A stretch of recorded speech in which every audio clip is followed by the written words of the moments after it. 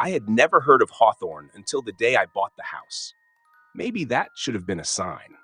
It wasn't much of a town, a small, run-down place in the middle of nowhere, just outside of Albany. The houses looked as though they hadn't seen a coat of paint in decades, their windows clouded with age and dust. But it was cheap and quiet, too quiet. I moved in on a gray Wednesday morning, the sun barely peeking through thick clouds. The house stood at the edge of Hawthorne, slightly apart from the others, as though it had always been meant to be alone.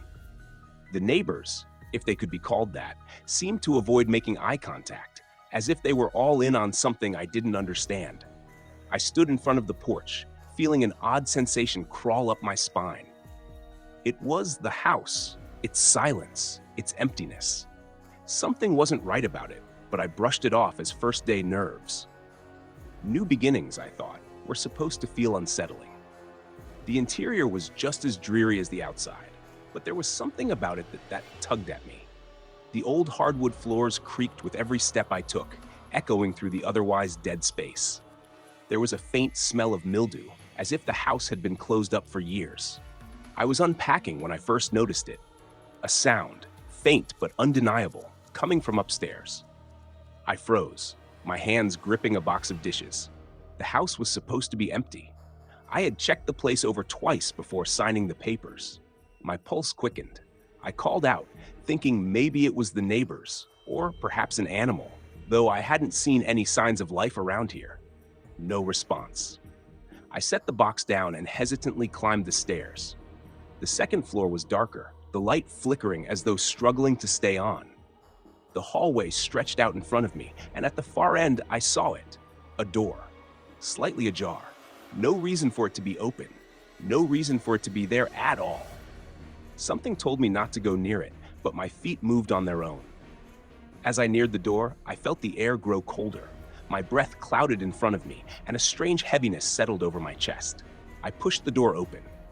The room was empty, except for a large old mirror on the far wall. The glass was cracked, spiderwebs stretching across it like veins, but the reflection... Something wasn't right about the reflection. I stepped closer, heart pounding. The room behind me reflected back, but in the mirror, there was something more. A shadow, dark and shapeless, loomed just out of sight in the corner. It hadn't been there when I first entered. I turned quickly, my mind scrambling to make sense of what I saw. The room was still empty. I walked away from the mirror, shaking my head. My nerves were getting the best of me. The house was just old. That's all. But as I stepped back into the hallway, I felt it. A presence, cold and suffocating, pressing against me. I wasn't alone anymore. The silence of Hawthorne had never been this heavy before, and I knew, deep down, that something had already begun. Something I couldn't escape. The next few days were a blur of exhaustion. I couldn't sleep, not with the feeling that someone or something was watching me. Every time I closed my eyes, I saw the reflection in the mirror, that shadow in the corner. It lingered in my thoughts, growing darker with each passing hour. The house was cold, even though it was late spring. I tried to convince myself it was just an old place with poor insulation, but the chill in the air felt different, unnatural.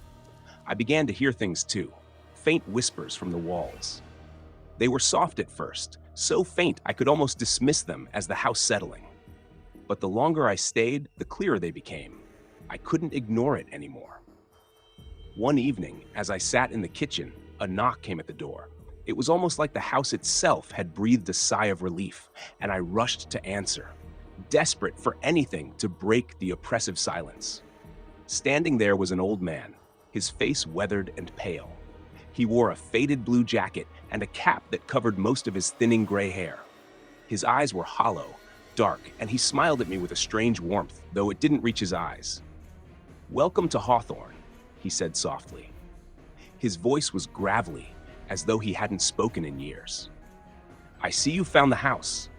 I nodded, unsure of what to say. "Yes, I just moved in." He didn't seem to care about my response.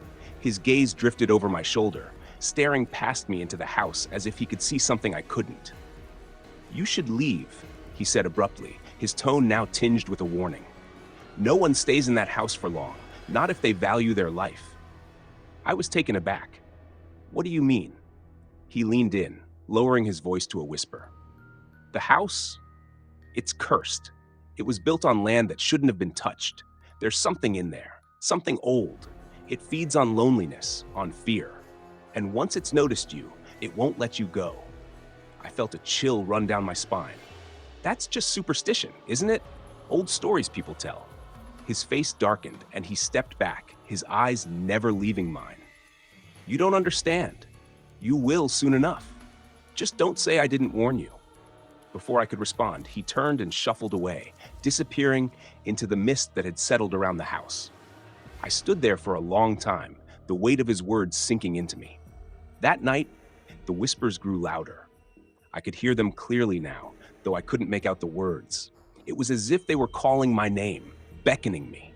I tried to sleep, but every time I closed my eyes, I saw it, the reflection in the mirror, the shadow, closer this time. I didn't dare approach it again, but it was always there, lurking just out of sight.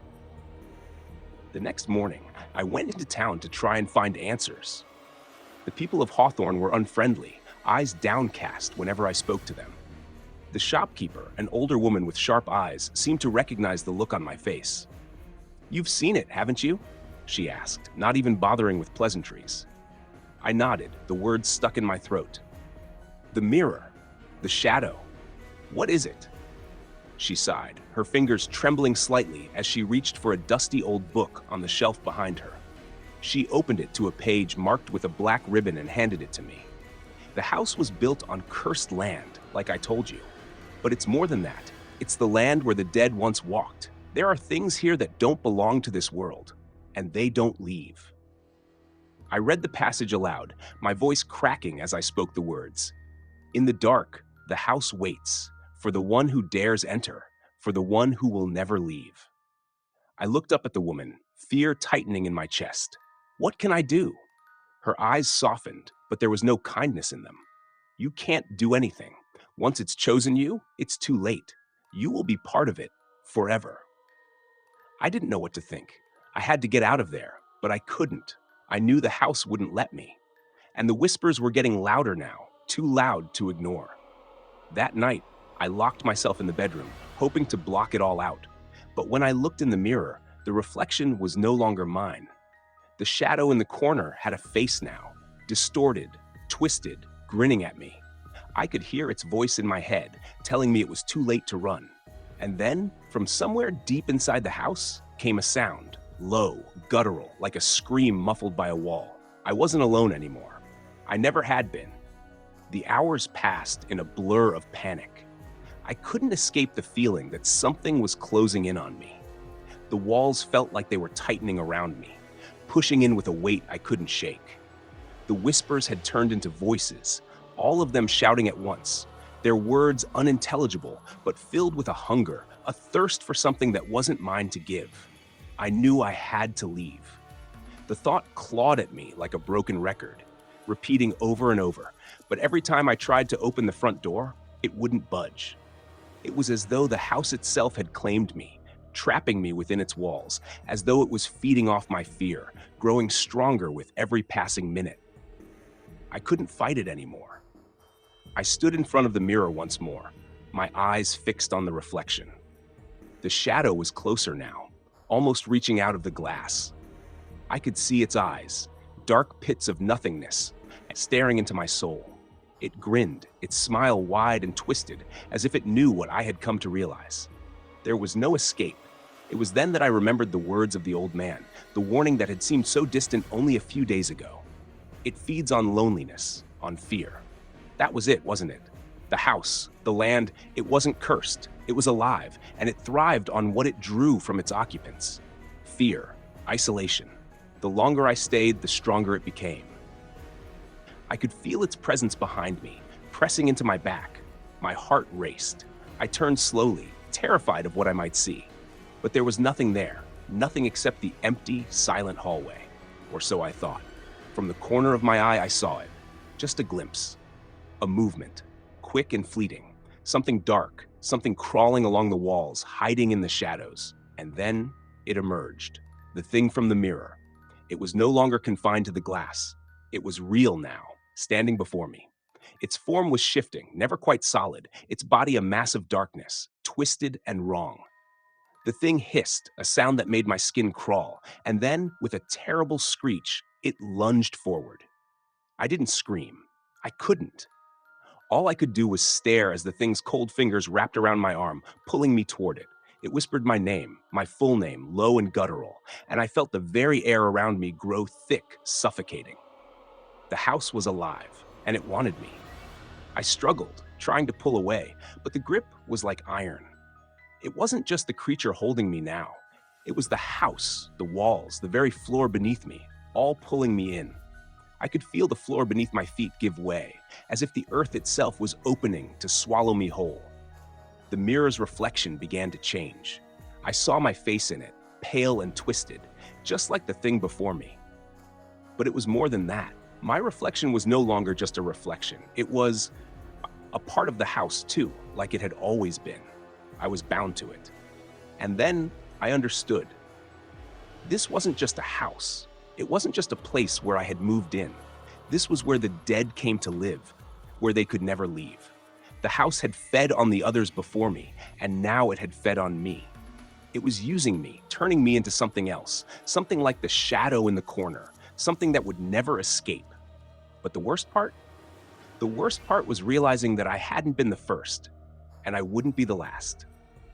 The last thing I heard before the darkness swallowed me whole was the sound of the whispers. No longer distant, but right in my ears, a chorus of voices, each one more desperate than the last, all calling out for someone to hear them. And then there was nothing. I woke up. Or at least, I think I did. The house was still the same. Silent, empty, cold. I could feel the air around me, thick with something unspoken. And as I turned to leave, I saw the reflection in the mirror one last time. The shadow wasn't alone anymore. It was me.